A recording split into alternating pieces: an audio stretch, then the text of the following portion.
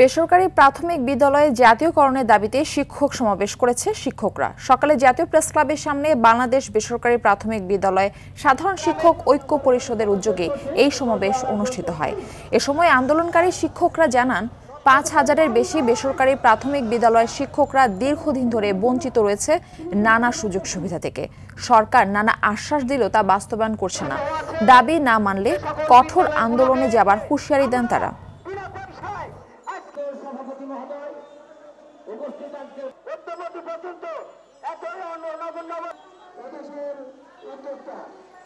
পাঁচ হাজার বেসরকারি প্রাথমিক বিদ্যালয় এখনো জাতীয়করণ করা হয়নি।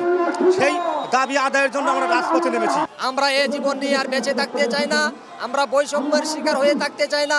আমরা আমাদের পরিবারের কাছে কি নিয়ে যাব? আমরা আমাদের পরিবারকে এক যুগের বেশি অবহেলিত শিক্ষক, এক যুগ ধরে আমরা কিছুই দিতে পারছি না।